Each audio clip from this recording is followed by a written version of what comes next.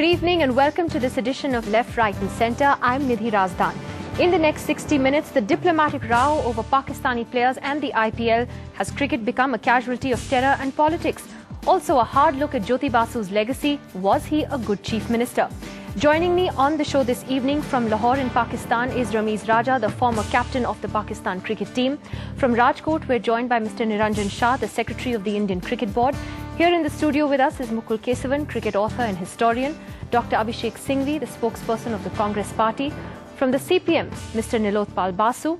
Joining us from Kolkata is Rudranshu Mukherjee, historian and opinions editor with The Telegraph. And let me begin right away with this whole controversy that's blown up over the last few days involving the Pakistani cricket players and the IPL. Not a single bid was made for them at the auction, and it's led to a diplomatic war of words now between India and Pakistan. Joining me first tonight is former Pakistan captain Ramiz Raja. Mr. Raja, is there a perception in Pakistan that the Indian government is responsible for what happened? About 25%. I don't think that people here are, alleging a government role or a political role. I think the fact of the matter is that the auction at the end of the day for Pakistanis appeared as if it was badly managed and handled.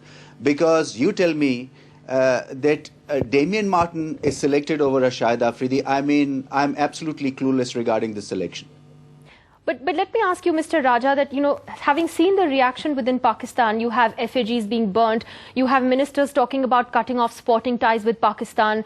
It seems to be what some say is an overreaction. Would you say that that's really helping matters, the way the reaction has been within Pakistan? Well, if you divorce politics from cricket, then obviously, and that too, when India and Pakistan are at each other's throat, then obviously, it just spoils the show. Which is unfortunate. I think politics has got to be diverse from cricket. But since people here feel disgruntled and are, to a certain degree, quite sure that there's a government hand in making sure, in eliminating the Pakistani players from the, the selection process. So that's why the anger has come from the government quarters as well. But do you think it's justified, for ministers to be talking about cutting off sporting ties? You had the Kabaddi team cancelling its trip here. They're saying the hockey team shouldn't come, and other threats are being made. Hindi films should be boycotted as well. You think that's all right? That's justified? Of course not. I mean, I think time is the best healer. But you've got to also understand the fact that people are absolutely hurt by what has gone out there at the auction process. I think it'll take time for people to understand that at the end of the day, it's just a sporting spectacle that Pakistani players will miss out. But I guess it'll take some time. And who, according to you, Mr. Raja, who do you think is really to blame for this entire fiasco? I think, initially the hype was created by the IPL because players from Pakistan are privately engaged and given assurances that they'll be selected for this year's IPL. Then they were granted cricketing visas. And so this hype was created, and the public here was given to understand that they will make it for this year's IPL, because IPL here is almost as big as it is in India, because our sports channel take all the matches live and has, sort of created that kind of madness here for the IPL also.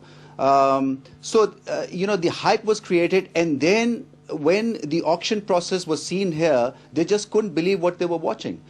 So I think if they were to be eliminated from the process, and if there were political pressures or cricketing reasons or even business reasons, I think a decision should have been made a lot earlier, and they should have been given an honorable exit. Not like this. I mean, people in Pakistan feel that our cricketers have been humiliated, and that, any day, any time, Shahid Afridi, Umar Gul, Kamran Akmal, Umar Akmal can make it to any T20 side.